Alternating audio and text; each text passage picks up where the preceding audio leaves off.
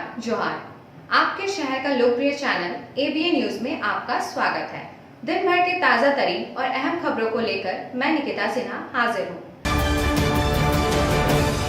गिरिडीह जिले के बेंगाबाद थाना क्षेत्र स्थित खंडोली डैम में उस वक्त सनसनी फैल गई जब 2 दिन से लापता एक बुजुर्ग का शव पानी में तैरता हुआ बरामद हुआ। मृतक की पहचान नगर थाना क्षेत्र के बजरंग चौक निवासी 64 वर्षीय रघुवीर प्रसाद गुप्ता के रूप में हुई है, जो 9 अप्रैल की सुबह घर से निकले थे और तब से लापता थे। परिवार वालों का कहना है कि रघुवीर प्रसाद गुप्ता मानसिक रूप से कमजोर हो गए थे और उन्हें भूलने की बीमारी थी। परिजनों और मोहल्ले वालों ने हर संभव कोशिश कर उनकी खोजबीन की, लेकिन जब 11 अप्रैल को खंडोली डैम में शव मिलने की सूचना मिली तो वे वहां पहुंचे और शव की पहचान की। शव मिलने की जानकारी मिलते ही पुलिस और खंडोली डैम प्रबंधन हरकत में आया और पुलिस टीम ने शव को कब्जे में लेकर गिरिडीह सदर अस्पताल भेज दिया। बेंगाबाद थाना प्रभारी जितेंद्र कुमार सिंह ने पुष्टि की है कि शव की पहचान कर ली गई है और पोस्टमार्टम के बाद आगे की कार्रवाई की जाएगी। पापा का मतलब 3-4 महीने से थोड़ा भूलने का बीमारी था। बीमारी कुछ भी नहीं है, खाली दिमागी हालत थोड़ा सा मतलब भूलने की बीमारी था। तो रोज मतलब घर से 10 बजे जाते थे और आते थे। और 9 तारीख को क्या हुआ कि नाश्ता भी नहीं किए, बोले हम आ रहे हैं। तो वो उस दिन गमछी मांगे, तो गमछी लिए और चले गए। और मम्मी ने बोली कि जाते हैं 1 घंटा में आ जाएंगे। जब 2 बजे खाना के टाइम हुआ तो अभी तक नहीं आया। फिर मम्मी फिर मतलब मोहल्ला वाला बोले, फिर खोजबीन पूरा हुआ तो हम लोग पेपर में दिए, मधुपुर गए, जो हम लोग अपना सारा प्रोसेस किए हैं। तो मालूम चला बेंगाबाद थाना से कि आपके एक अज्ञात सौ यहाँ पे, तो हम लोग खंडोली के, तो देखिए मेरा पापा है। लेकिन कितना उम्र का है पापा का? 64 प्लस, रघुवीर प्रसाद गुप्ता। गिरिडीह जिले में संचालित 37 एम्बुलेंस सेवाओं से जुड़े 163 चालक और कर्मी आज से अनिश्चितकालीन हड़ताल पर चले गए हैं, जिससे जिले की स्वास्थ्य सेवाओं पर गंभीर असर पड़ रहा है। ईएसआई, पीएफ और मानदेय सहित 6 सूत्री मांगों को लेकर कर्मियों ने धरना प्रदर्शन शुरू किया है और स्पष्ट किया है कि जब तक उनकी मांगे पूरी नहीं होती तब तक यह आंदोलन जारी रहेगा। हड़ताल के चलते इमरजेंसी सेवाएं भी प्रभावित हो रही है, जिससे आम लोगों को काफी परेशानी का सामना करना पड़ रहा है। जो तो तमाम डिपार्टमेंट में जो आउटसोर्सिंग है वह लूट का अड्डा है, लेकिन सबसे भयंकर लूट जो है वह चिकित्सा विभाग के अंदर है। हेल्थ में जो आउटसोर्सिंग जो भी आता है, मंत्री को भी पता है, सेक्रेटरी को भी पता है, सरकार के तमाम लोगों को पता है कि ये लोग लूट खसोट वाला पार्टी है। हर कंपनी 2 महीना 1 महीना का बकाया लेकर भाग जाती है। और जो भी कंपनी, इस बार जो कंपनी सम्मान फाउंडेशन आई है, यह तो एकदम चौपट है, क्योंकि 2 महीनों से न तो इसने वेतन दिया, न ही किसी का मजदूरी तय किया, बल्कि जब भी मांग करता है होली पार हो गया, रामनवमी पार हो गया, ईद पार हो गया, लेकिन अभी तक इसने भुगतान नहीं किया। इसलिए हम साफ शब्दों में सरकार से कहना चाहते हैं कि चिकित्सा विभाग जो इमरजेंसी है, जिसमें तमाम तरह के पेशेंट को लेकर हमारा कर्मचारी और मजदूर यह जाता है गांव-गांव में रात में 12 बजे 11 बजे, और वैसी परिस्थिति में गाड़ी की जो हालत है कि कब इसका टायर फट जाएगा, कब गाड़ी गर्म हो जाएगा, कब गाड़ी में आग लग जाएगी, इसका ठिकाना नहीं। पूर्व के कंपनी ने, एक ने तो 70 दिनों का वेतन लेकर के चंपत हो गया, दूसरा प्रोत्साहन लेकर चंपत हो गया, 1 महीने का वेतन अलग लेकर चंपत हो गया, और यह भी 2 महीने से अभी तक वेतन नहीं दिया। बहुत धैर्य रखा तमाम पदाधिकारी को, इवन हमने भी लिख करके मुख्यमंत्री को दिया कि ये बहुत ही चिंतनीय हालत है कि जो सम्मान फाउंडेशन आया है, यह लगता है कि यह 2-4 महीने का पैसा लेकर भागने के फिराक में है, इसलिए आप इस पर अंकुश लगाइए। और एक बात हम आपको बता दें कि कोई भी कंपनी के साथ जब एग्रीमेंट होता है आउटसोर्सिंग में, तो पहला उसका काउज कारण लिखा हुआ रहता है कि सरकार से आवंटन की मांग आपके अप्रत्याशा में, किसी का वेतन आप रोक नहीं सकते हैं। आपको वेतन देना है, जब सरकार आवंटन देगी उससे आप एडजस्ट कीजिएगा, लेकिन आवंटन के नाम पर वेतन आप नहीं रोकिएगा। लेकिन उसके बावजूद भी 2 महीने से मानदेय नहीं मिलना, यह सबसे बड़ा दुखद स्थिति है। ऐसी परिस्थिति में झारखंड मजदूर मोर्चा ने स्पष्ट तौर से इस आंदोलन को समर्थन दिया है। समूचे राज्य में जब तक ये सरकार 2 महीने का वेतन भुगतान नहीं करती है, न्यूनतम मजदूरी का गारंटी नहीं देती है, बस का रख रखाव निश्चित नहीं करता है, तब तक ये आंदोलन चलेगा। आज हम लोग विगत 2 महीनों से हम लोगों को भुगतान नहीं देने के कारण आज हम लोग हड़ताल में बैठे हैं। हम लोगों को 4 फरवरी को सम्मान फाउंडेशन नई कंपनी आई, इसके पहले जेवीके कंपनी थी MRI, और 4 फरवरी से ये कंपनी आज 11 अप्रैल हो गया, लेकिन पेमेंट नहीं दिया और ना एक भी मेडिसिन दिया है। और ना गाड़ी की स्थिति सही है। सभी गाड़ी मरमर अवस्था में, जर्जर अवस्था में है। ना हम लोगों को जब भी एक्सीडेंटल केस उठाते हैं तो गाड़ी कहाँ रुक जाएगी, कहाँ खड़ा हो जाएगी, कहाँ ब्रेक डाउन हो जाएगी, इसकी कोई माप बाप नहीं है।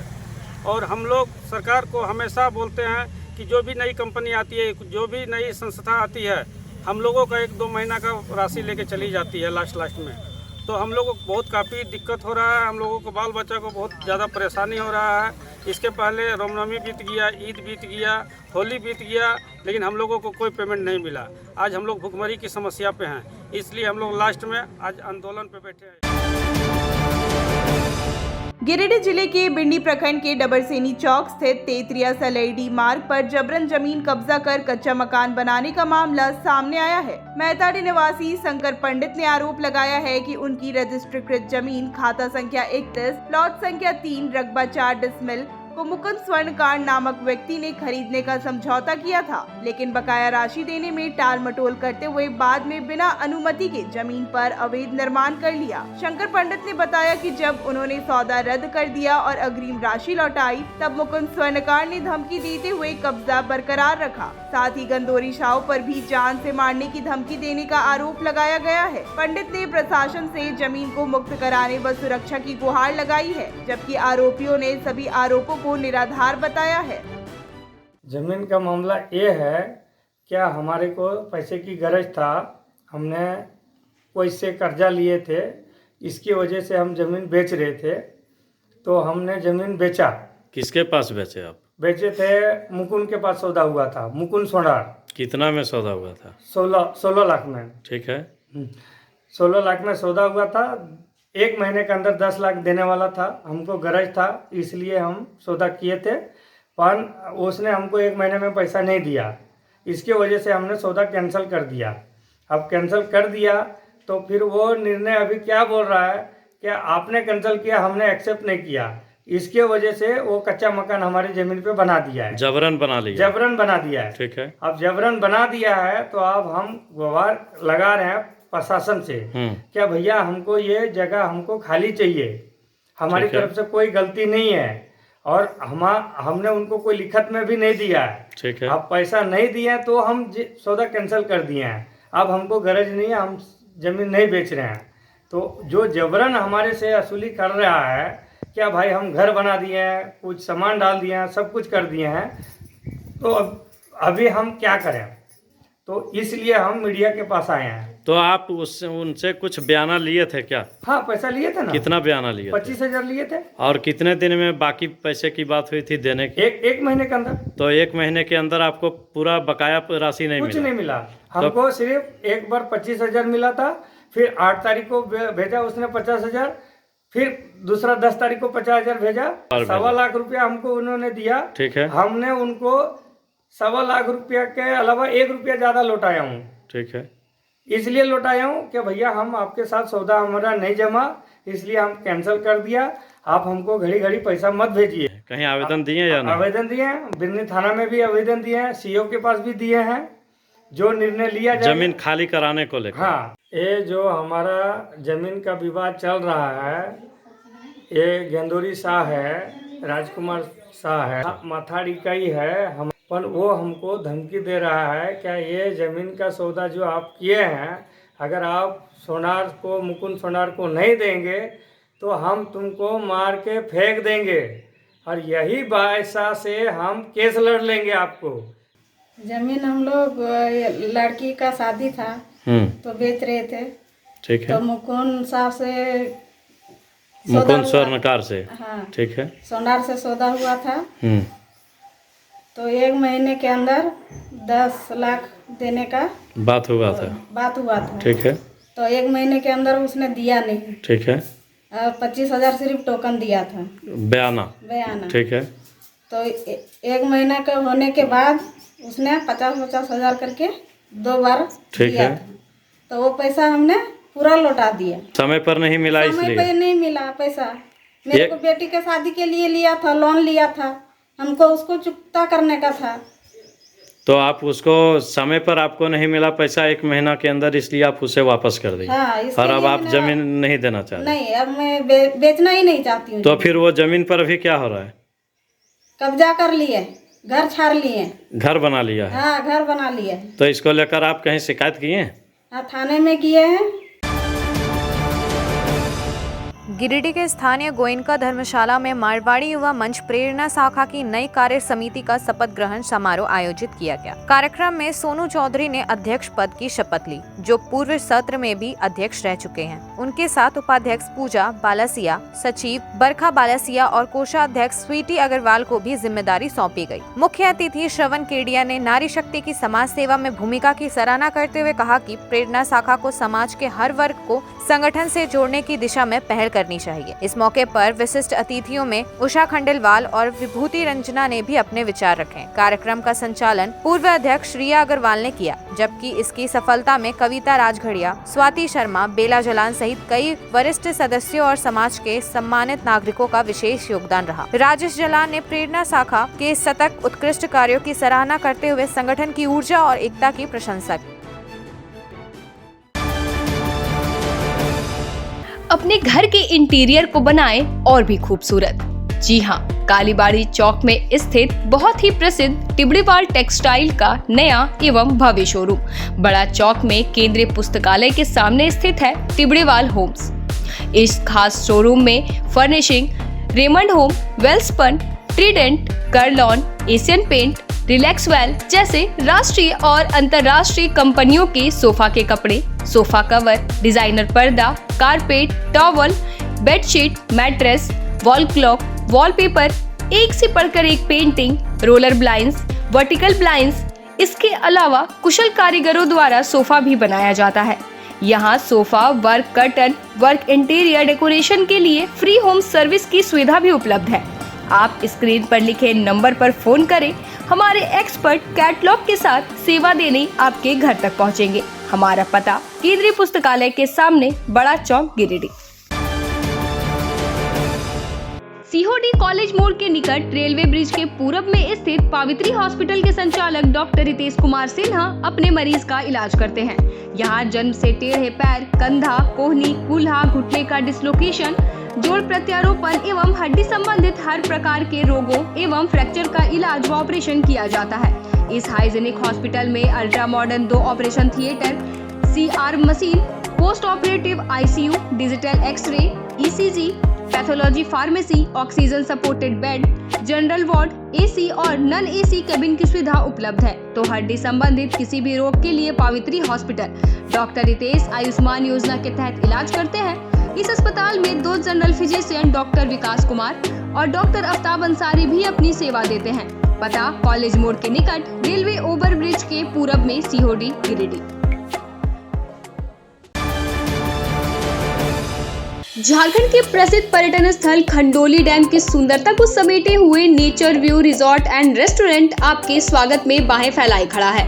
प्राकृतिक सौंदर्य से आच्छादित और भव्यता का अद्भुत संगम यह रिजॉर्ट में आने वाले लोगों का मन मोह लेता है। विशाल क्षेत्र में फैले इस रिजॉर्ट में खूबसूरत हट्स, बैंक्वेट हॉल, आधुनिक मीटिंग और सेमिनार हॉल, लॉन और पार्किंग की सुविधा उपलब्ध है। यहाँ birthday party, kitty party, engagement, शादी, विवाह या रिसेप्शन आदि को यादगार बनाने के लिए यहाँ उपयुक्त माहौल है।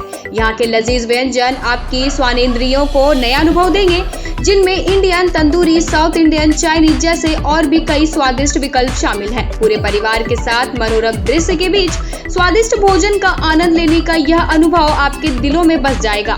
तो देर ना करें, झारखंड के गिरिडीह जिले के खंडोली डैम स्थित इस मनोरंजक स्थल का दौरा करें और अपने जीवन के कुछ अनमोल पल को यादगार बनाएं।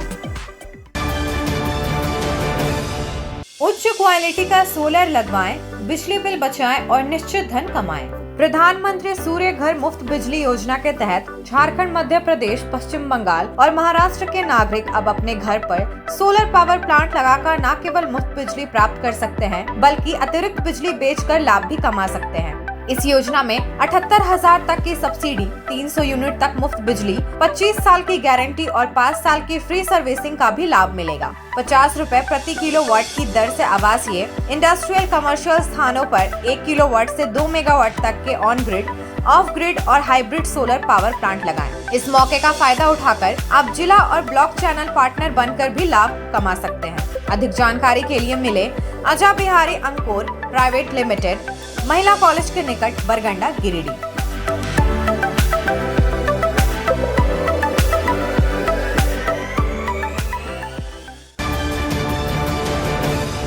गिरिडीह सदर प्रखंड के महुआताड़ गांव में 11 अप्रैल 2025 को भाकपा माले का पहला प्रखंड सम्मेलन सफलतापूर्वक आयोजित हुआ, जिसकी शुरुआत वरिष्ठ कम्युनिस्ट नेता कामरेड मदन शाह ने पार्टी का झंडा फहराकर किया। उद्घाटन भाषण में पोलित ब्यूरो सदस्य कामरेड जनार्दन प्रसाद ने कहा कि पार्टी हमेशा मेहनतकश जनता के अधिकारों की लड़ाई में अग्रिम पंक्ति में रही है और आने वाले समय में गिरिडीह के हर पंचायत में संगठन को मजबूत किया जाएगा। सम्मेलन में संगठित रिपोर्ट पर विस्तृत चर्चा हुई और कामरेड रामलाल मुर्मू के पर्यवेक्षक में 21 सदस्यीय नई प्रखंड कमेटी का सर्वसम्मति से गठन हुआ, जिसमें मसूदन कोल को प्रखंड सचिव चुना गया। सभा को किसान नेता पूरन महतो समेत कई जिला और क्षेत्रीय नेताओं ने संबोधित किया और औद्योगिक क्षेत्र की समस्याओं के खिलाफ लड़ाई तेज करने का संकल्प लिया। सम्मेलन का संचालन शंकर पांडे ने किया और अध्यक्षता मदन शाह, महताब अली मिर्जा, हिमांशु शेखर सिंह, राजेश सिन्हा और सलामत अंसारी ने संयुक्त रूप से की। गिरिडीह जिले के बेंगाबाद थाना अंतर्गत मुंड्राडीह गांव में जमीन विवाद को लेकर दो पक्षों के बीच जमकर मारपीट हुई, जिसमें एक गर्भवती महिला समेत 5 लोग गंभीर रूप से घायल हो गए। पीड़ित मलकुल अंसारी ने थाना प्रभारी को दिए आवेदन में बताया कि पहले से विवादित जमीन पर नसरुल अंसारी और अन्य लोग जबरन काम कर रहे थे, जिसकी शिकायत करने के बाद 10 अप्रैल को हथियारों से लैस होकर उक्त लोगों ने मलकुल अंसारी, उनके बेटे इमरान अंसारी और अन्य पर हमला कर दिया। आरोपियों ने लाठी डंडों और टांगी से हमला कर पीड़ितों को बुरी तरह घायल कर दिया। मलकुल की गर्भवती बहू को भी बेरहमी से पीटा गया, जिससे उसे गंभीर चोटें आई और रक्तस्राव होने लगा। साथ ही शादी के गहने, 26,000 रुपए नकद और घर के अन्य सामानों को भी नुकसान पहुंचाया गया। पीड़ित पक्ष ने जान से मारने की धमकी मिलने की बात कही है। पुलिस से मामले की जांच कर सख्त कार्रवाई की मांग की गई है। अपना मतलब पैसा हम देने जा रहे थे, राशन दुकान में लिए थे, शादी 8 तारीख को किए थे, तो वही शादी में हम पैसा देने जा रहे थे, तो वही डिक्की में मतलब पैसा था और हम जा रहे थे। मेरा माई लड़का था इमरान अंसारी और अचानक मस्जिद के मोड़ पे हम गए और वो लोग मोटरसाइकिल से सब आ गया, लाठी डंडा लेकर अचानक हमला कर दिया। तो वहाँ जो है से जान बचा के मतलब भागे, गाड़ी उड़ी सब छूट दिया, डिक्की से पैसा निकाल लिया। हम लोग भाग के आ गए घर। जब घर आ गया तो वो लोग सब लोग मोमेंट बना के और सब घर आ गया। घर आने के बाद सब घर में घुस गया, मारपीट करने लगा और जेवर उवर था वो सब ले लिया। किस विवाद को लेकर के आप लोगों का बीच में झगड़ा चल रहा है? एक जमीन है जिसमें कि मेरा कागजात है, उसमें जबरदस्ती झोपड़ी लगा दिया।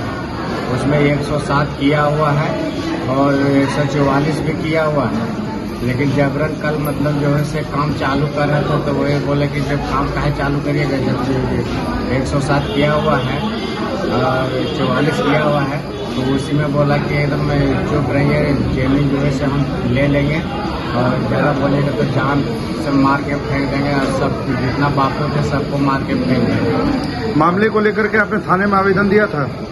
हाँ, पहले भी केस चल रहा है, आवेदन दिए और आज भी दिए सर।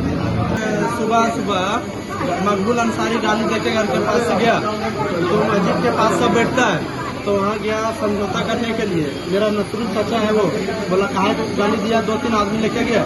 मेरा पापा भी साथ में गया था। तो जब वहाँ गया ना, तो वहाँ गया, खाली पूछा जब तक गलत पत्थर फेंक दिया, उस पर मार दिया। उसके बाद जब आ रहा था बोला ऐसा मारा, अभी झगड़ा करने नहीं जाएंगे, चलो जा रहे हैं थाना। जब थाना आ रहा था उस समय क्या किया, लोग घर के पास मतलब रोड के किनारे घर इन लोग लाठी डंडा लेकर खड़ा था। जैसा गाड़ी से उतरना चाहा, उससे पहले ही उस पर हमला कर दिया। किसी के हाथ में तलवार था, किसी के हाथ में लाठी था। कितने लोग घायल हुए आपकी तरफ से? इधर से 6 आदमी घायल हुए हैं। कौन कौन? सबसे ज्यादा गंभीर चोट लाल मोहम्मद को है, दूसरा इधर बैठा हुआ मेरा चाचा नसरुल चाचा, दूसरा इम्ताज अंसारी।